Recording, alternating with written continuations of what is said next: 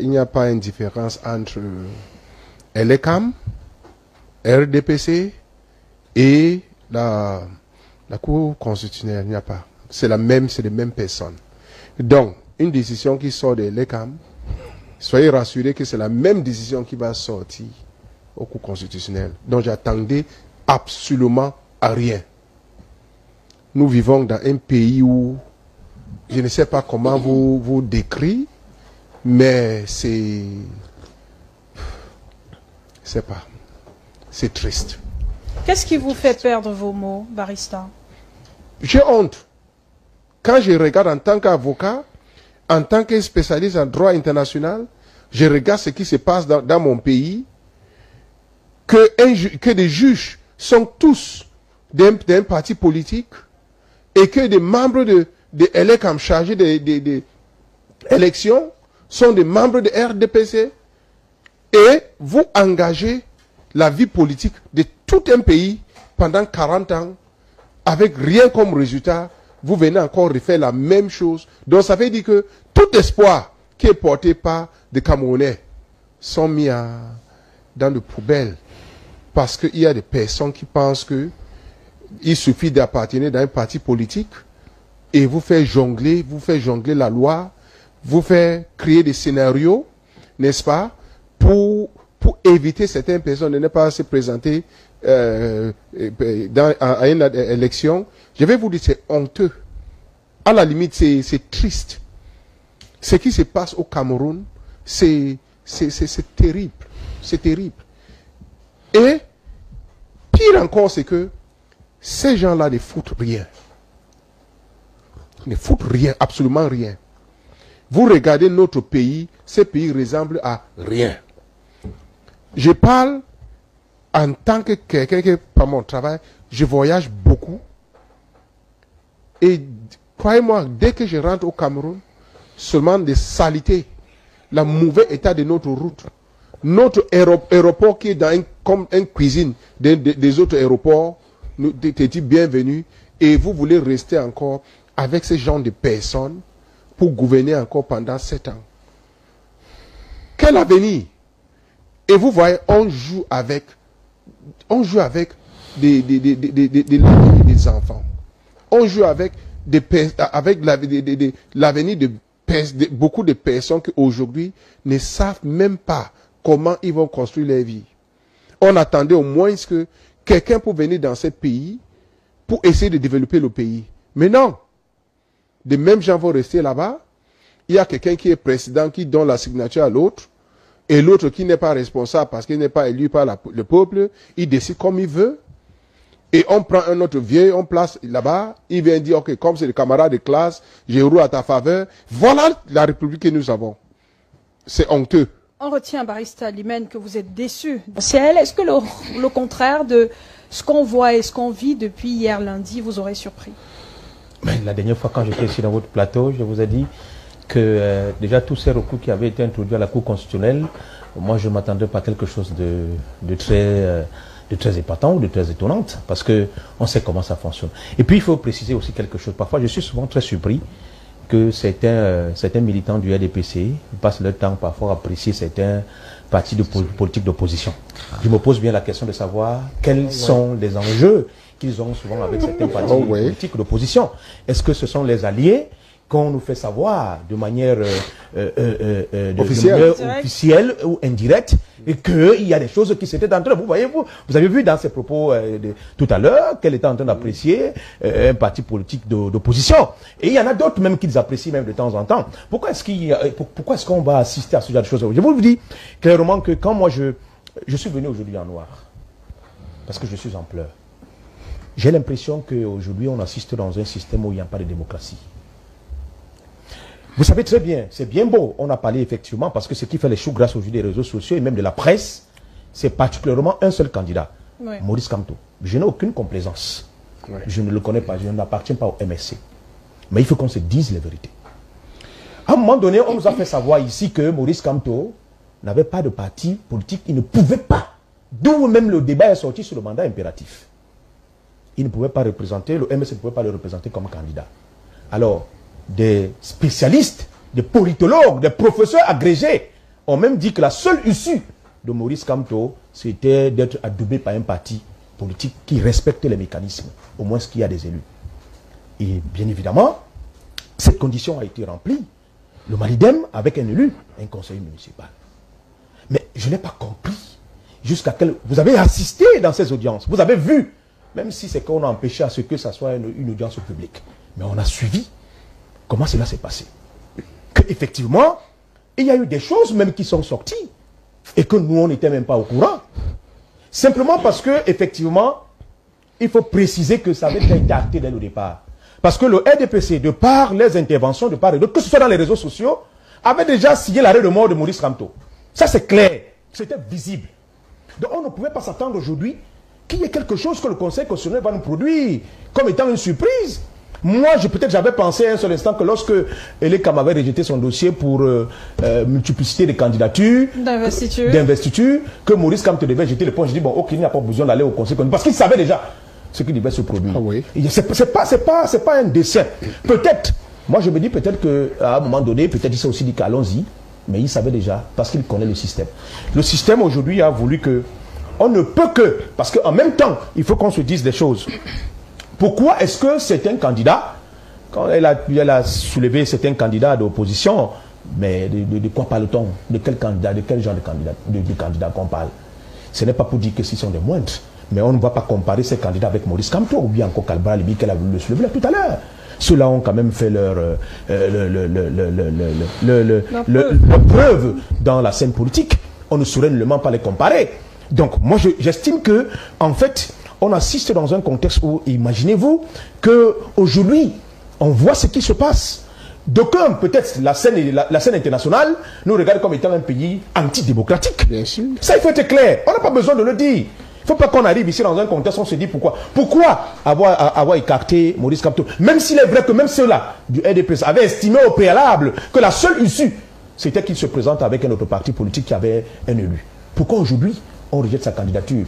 Certainement, il se dirait qu'on a essayé d'utiliser un élément, soi-disant qui était démissionnaire ou bien qui avait été exclu du parti, pour le monter à porte-en-faux avec le Malidem, pour exclure. C'était ça la stratégie.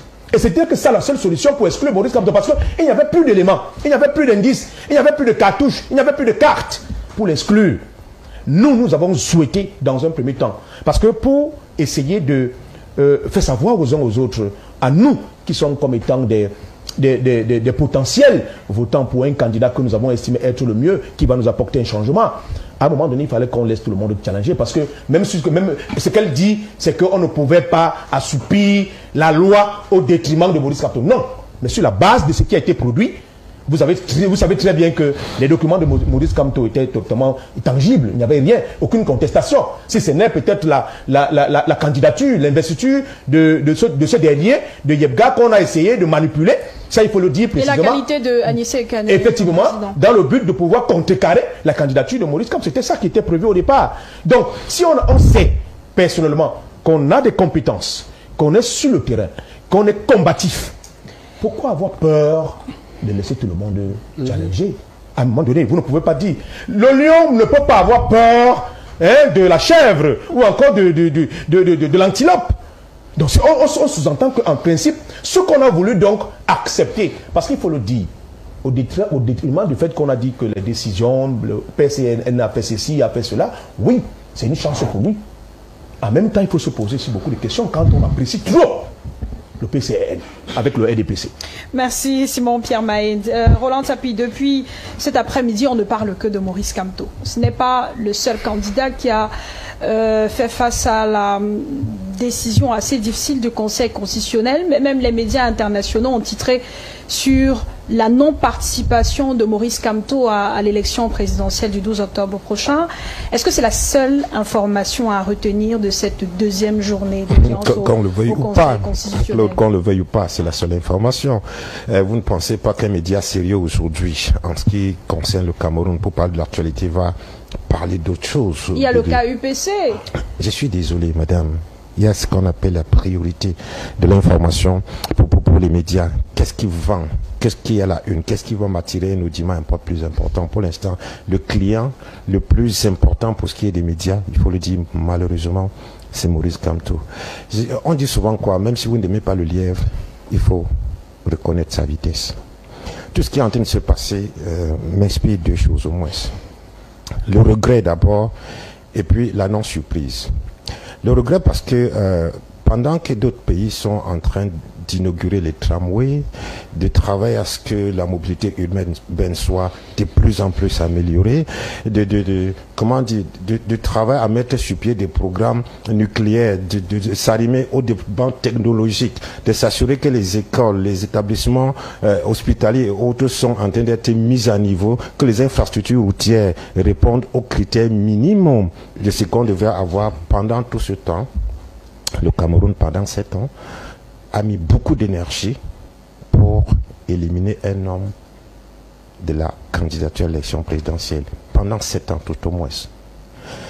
C'est regrettable que le programme politique dans un pays de tout un gouvernement soit concentré sur l'élimination d'un citoyen à l'élection présidentielle. Et que pour cela, on mette à contribution des universitaires, des hommes politiques, des hommes de médias, des opérateurs économiques, tout le lendemain, toute la machine qui peut être possible pour le faire, et que jusqu'à la fin, on arrive à aller exhumer, je le dirais ainsi, quelqu'un qui est disparu depuis longtemps pour venir le présenter comme un responsable d'un parti politique, juste parce qu'il faut trouver des failles pour éliminer celle de Maurice Kamto. Et la personne elle-même avoue, dans des audios que tout le monde écoute, avoir trafiqué le site du Minat, avoir été en contact avec des gens qui ont proposé de l'argent. Il lui a dit, viens, il y a 30 millions pour toi d'abord, ainsi de suite. Il le dit clairement, à haute voix, tout le monde l'entend. Jusqu'ici, je n'ai pas encore vu, un démenti de ces audios. Et personne n'a, après les authentifications avec les fact-checking, dit qu'il y avait du faux là-dedans. C'est clair et connu de tout le monde, malheureusement. Donc, c'est tout ça qui fait en sorte que j'ai beaucoup de regrets. Beaucoup de regrets que nous soyons encore à ça pendant que les autres pays avancent. Nous allons rater le coche de l'histoire du développement. Maintenant, je ne suis pas surpris. Pourquoi? Parce que on le dit souvent sans bien expliquer. Quand on est sous un avocatier, on ne peut pas s'attendre à voir tomber les manques. Le Conseil constitutionnel dont on parle, quand Maître dit par exemple, et c'est pas lui qui dit que c'est le RDPC, c'est pas trop dit, c'est même peu dire. Je vais vous expliquer comment est-ce que le Conseil constitutionnel est constitué. Il est de 11 membres. Parmi les 11 membres, le président de la République nomme 3. L'Assemblée nationale désigne 3. Le Sénat désigne 3 et le Conseil supérieur de la magistrature désigne 2. Redescendons à la base pour voir comment sont constitués et le Sénat et l'Assemblée nationale et même le Conseil supérieur de la magistrature. Pour le Conseil supérieur de la magistrature, c'est le même président de la République qui en est le président. Et ses membres aussi sont désignés soit par l'Assemblée nationale, le Sénat et lui-même aussi. Donc, d'abord ses propres 3 qu'il désigne au Conseil constitutionnel, plus les 2 du Conseil supérieur de la magistrature, ça fait déjà 5 sur lesquels il a une mainmise directe. Maintenant, il y a les 6 autres. 3 par le Sénat, 3 par l'Assemblée nationale. Mais on sait très bien que l'Assemblée nationale et le Sénat sont tous à la majorité obèses du RDPC. Et on sait surtout comment on devient député ou sénateur dans ce pays. C'est le président du parti qui est le président de la République qui investit ces gens-là. C'est-à-dire que c'est lui qui décide si vous serez député ou sénateur. À la fin, tous ceux qui constituent les instances supposées désigner des personnes à mettre au Conseil constitutionnel sont des gens qui sont redevables à la même personne qui est le président de la République. Ceux-là désignent 6, lui il désigne aussi 5. Est-ce qu'il faut s'attendre, avec cette configuration, que le Conseil constitutionnel fasse autre chose que de la reconnaissance vis-à-vis de celui qui les a mis là? Ils ne peuvent pas scier l'arbre sur lequel ils sont assis. Ils ne peuvent pas scier ces branches-là. C'est pour cela qu'on dit que ce Conseil constitutionnel, effectivement, a tout sauf de l'impartialité. Et au moment où on nomme même certains membres, malgré précision de la loi organisant cette instance, que les personnes qui doivent être nommées doivent être d'une intégrité morale établie, d'une impartialité que personne ne peut contester. N'en reste pas moins qu'on nomme des membres qui sont, au moment où on est en train de les nommer, vous tapez sur le site internet du RDPC, ils sont des membres du bureau politique. Ils n'ont même pas eu la décence de démissionner. Et certains assument d'autres fonctions. C'était d'ailleurs l'objet de la requête de Léon Taylor au Nana, même si la décision du Conseil constitutionnel n'était pas du tout favorable. Sa requête a été rejetée. Tout à fait. Simplement. Léon Taylor qui disait justement que le président du Conseil constitutionnel a participé à un meeting appelant à la candidature du président de la République et que Adolphe Minkwache, lui, est toujours au comité olympique et sportif. Tout à fait. Donc, c'est pour dire quoi que ce qui arrive, l'impartialité du Conseil constitutionnel est consubstantielle à sa composition, à sa constitution même. Et à partir de là, on ne peut pas s'attendre à ce que une instance comme celle-là qui est supposée arbitrer les litiges, les disputes ou bien les contentieux politiques dise autre chose qui risque de mettre en difficulté le parti de celui qui les a nommés là. Il faut noter que l'énergie mise sur pied jusqu'ici, c'était justement pour mettre de côté. Cela va faire mal à beaucoup de personnes, mais le seul candidat qui fait trembler le pouvoir en place. Les autres, on les a déjà tellement adoubés, comme on les parlait d'eux, avec beaucoup d'aisance sur les plateaux, comme étant des exemples à suivre, parce que, évidemment, c'est une instance. De temps en temps, peut dire quelque chose qui plaise à tel ou tel, mais quand fondamentalement, on sait très bien que sa constitution ne lui permet pas d'être impartial, ça ne peut pas surprendre personne. Ok? Donc, dans le fond, on ne peut pas penser aujourd'hui que parce qu'il y a un parti qui a été satisfait de la décision du Conseil constitutionnel, que ça lui donne un certain crédit. Quand on doit être juste, on doit être juste sur toute la ligne. On n'est pas juste le matin, le soir, on est injuste, on dit que non, comme on a été juste le soir, il faut reconnaître quand même qu'on est très bien, quoi. Voilà. C'est un parti en question qui a d'ailleurs salué le professionnalisme des membres du Conseil constitutionnel.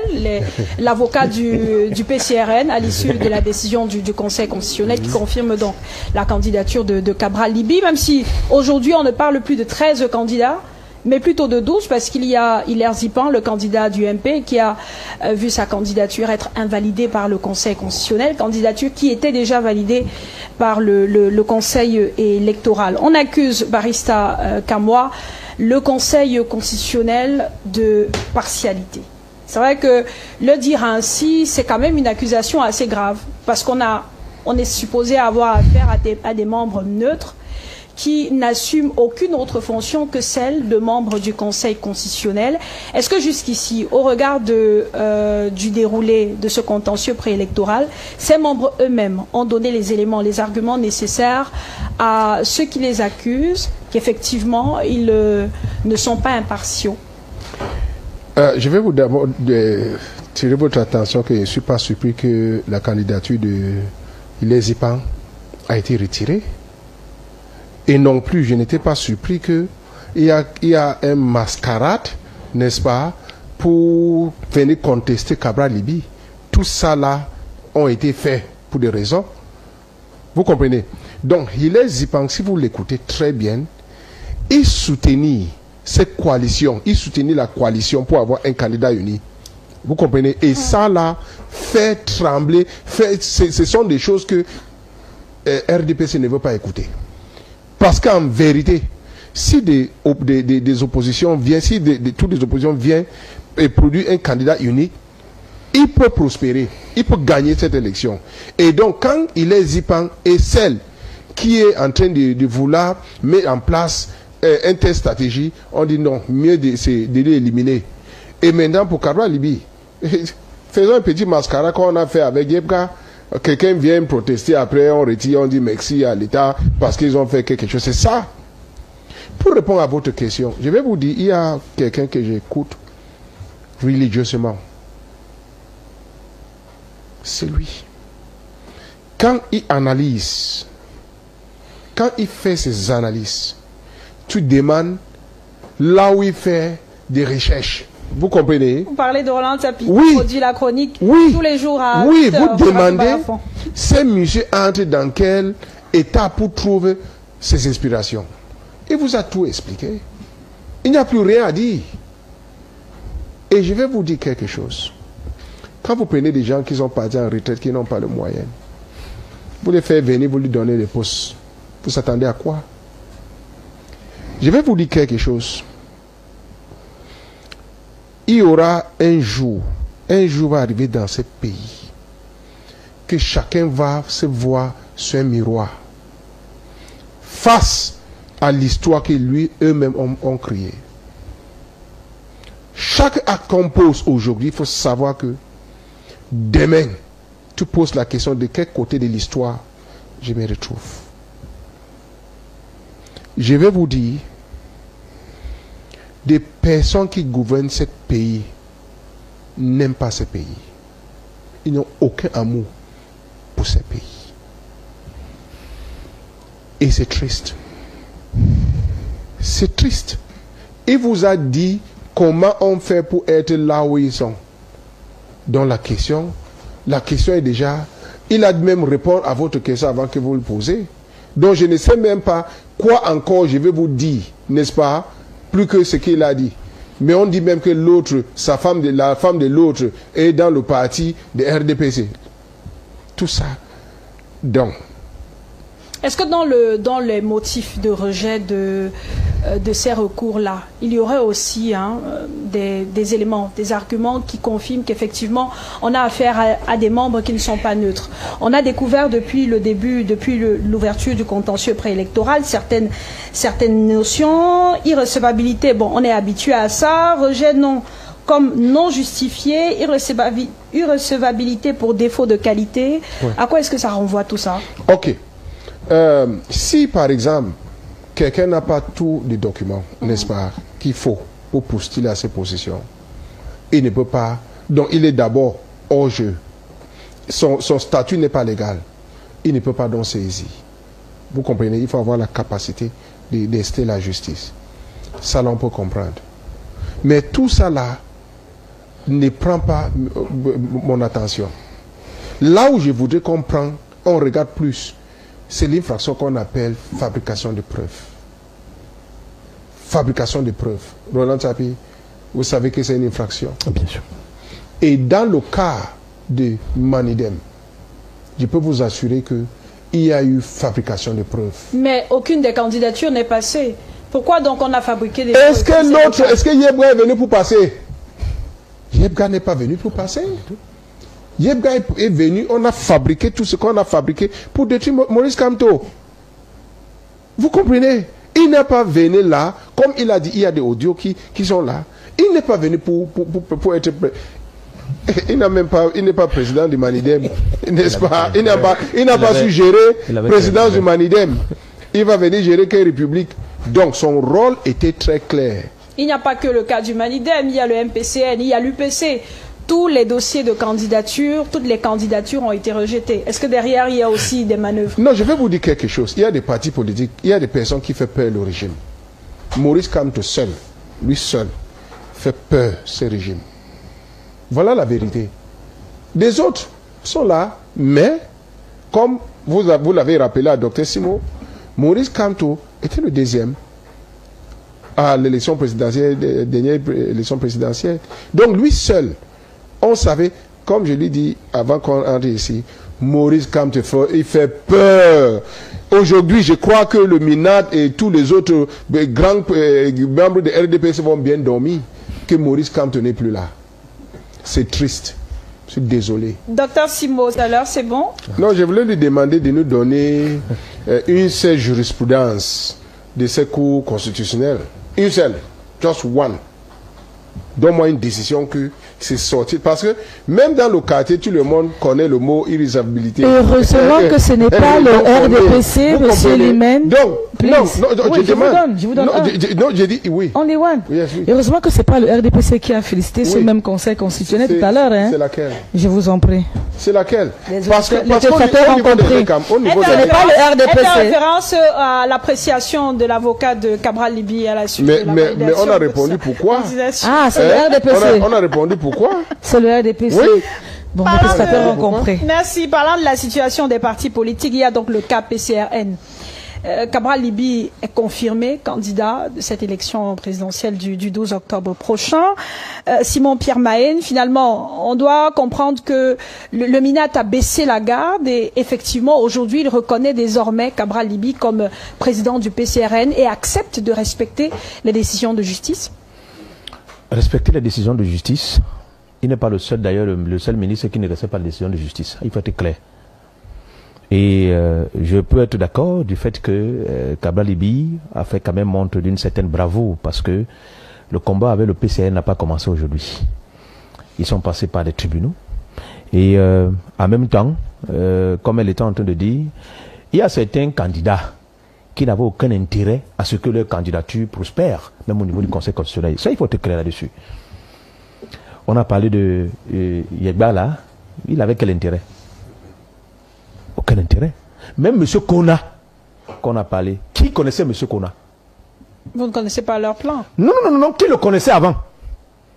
Qui connaissait M. Kona? On l'a connu quand il est sorti, quand il a commencé ses batailles avec le PCN. Moi, je ne le connaissais pas. Il n'était pas quelqu'un de visible. Aujourd'hui, il devient comme une personnalité publique grâce à cette bataille-là qu'il a commencé à orchestrer. Moi, je n'aurais pas su qu'une personne qui était cachée dans les tréfonds du village pouvait sortir un jour et être reçue à travers, je ne sais pas moi quoi, comme un ministre au ministère de l'administration territoriale. En fait, on comprend simplement que, il faut le dire, il va de soi que le PCN a quand même bataillé, c'était pas facile. Mais en même temps, il faut le regretter, que le système en place n'avait pas d'autre choix. Pourquoi? Parce qu'on se retrouvait devant un dilemme. On rejette la candidature de Maurice Kamto. Il faut au moins, tout du moins, qu'on joue à un jeu. On ne peut pas rejeter les deux candidatures. Sinon, ça va être mauvais. Donc le système a choisi les adversaires des candidats du RDPC?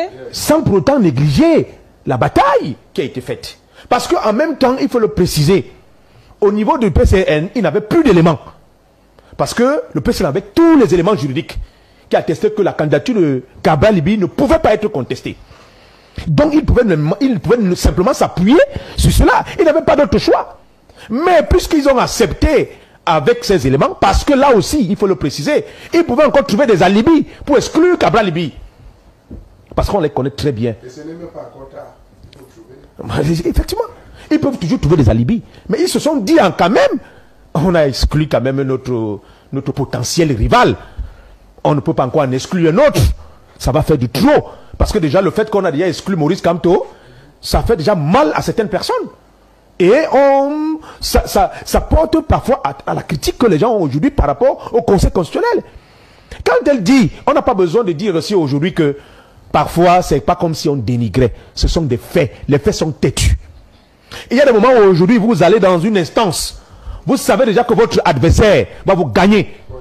Ça, c'est clair d'avance. On n'a pas besoin de faire la sorcellerie ici. Pourquoi? Parce qu'on s'est laissé, parfois on s'est dit, celui qui rend la justice, l'exécutif le tient par la main. Donc il ne peut que faire. Moi, je ne peux pas en vouloir le président de la Cour constitutionnelle, M. Clément Atangana. Parce que même si c'était moi comme ça à sa place, je ferais la même chose. Si le pouvoir que j'ai vient de quelqu'un, pourquoi vous voulez que je dois dire ce qui est contraire à lui? Ça ne peut pas être possible. C'est comme ça qu'on a assisté dans c'est comme ça que nous vivons dans ce système-ci. Donc, c'est une question des récompenses. Ce qu'on voit, ce n'est que, regardez même la composition du Conseil constitutionnel, comme ils ont tenté de dire. D'ailleurs, l'avocat de Teller a dit ça, précisé là tout à l'heure. Elle parlait bien évidemment que, effectivement, Teller, elle a fait des comparaisons avec des candidatures, du par-ci, par-là. Mais on se serait aussi attendu que, effectivement, dès l'entame, que la candidature du président Biya, avant qu'il n'aille au Conseil constitutionnel comme Cabral Libye, puisse aussi, mais malheureusement, ça n'a pas fait l'objet. Même s'il est vrai que dans les statuts du RDPC, qu'il faudrait automatiquement, pour être président, pour être candidat à une élection présidentielle, il faut être investi par le parti. Mais en même temps, il faut le préciser, est-ce que les autres n'ont pas donc fait? Vous comprenez simplement que ce jeu a... Élection présidentielle au Cameroun, c'est chaud. C'est vraiment chaud, c'est vraiment chaud. Souvenez-vous, il y a un parti, le Malidem, qui a décidé d'investir le professeur Maurice Kamto du MRC, parce que lui n'a pas les élus pour se présenter aux élections. Mais ce qui se passe, c'est que le président du MRC, qui s'est fait investir par Anissé Kanet du Malidem, ce dernier n'est désormais plus reconnu par le ministère de l'Intérieur. Son nom a été carrément modifié cette nuit sur le site du ministère de l'Administration territoriale, qui est l'équivalent du ministère de l'Intérieur en France. On a changé le nom du président pour mettre le nom d'un certain Dieudonné Yebga, qui est celui-là reconnu par le ministère de l'Intérieur comme président du Malidem. Conséquent, si cela est confirmé après par le Conseil constitutionnel, l'acte signé par le président du Malidem investissant Maurice Kamto devient nul. Gros danger.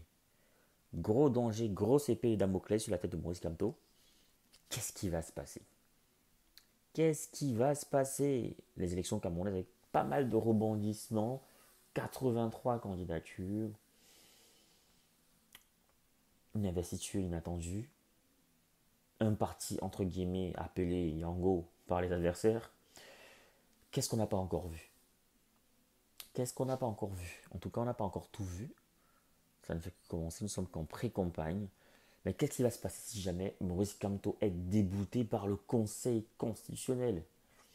En tout cas, ses partisans sont aux aguets. Ils attendent ce qui va se passer. Nous aussi, on attend. On verra bien ce qui va se passer. On a hâte. Le contentieux préélectoral, c'est chaud, les gars. C'est vraiment chaud. Sincèrement, je m'attendais à ce que ce soit expéditif, comme c'est souvent le cas, que ce soit irrecevable, que ce soit incompétence du conseil et tout. Mais cette fois-ci,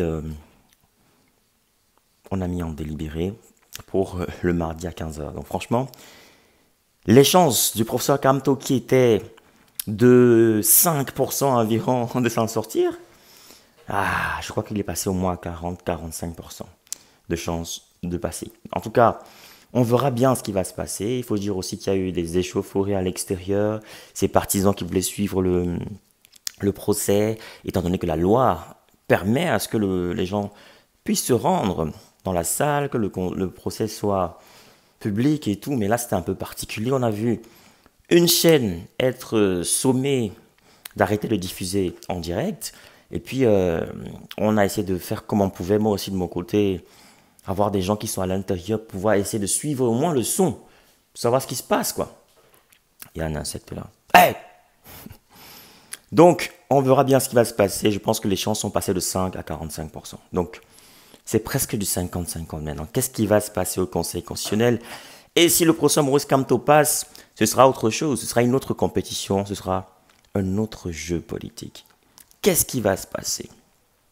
En tout cas, pour le bien de la démocratie, il serait bien que tous les candidats éligibles soient autorisés pour qu'on ait un match compétitif, un jeu intéressant qui pourra permettre à tout le monde d'exprimer, bien sûr, son potentiel et aussi à tous les électeurs d'exprimer leur voix. Parce qu'on exprime ses voix à travers un candidat. Quand on élimine notre candidat, on ne peut plus exprimer notre voix. Donc, là, c'est une entorse à la démocratie. Donc, je vous propose donc de suivre. Vous avez suivi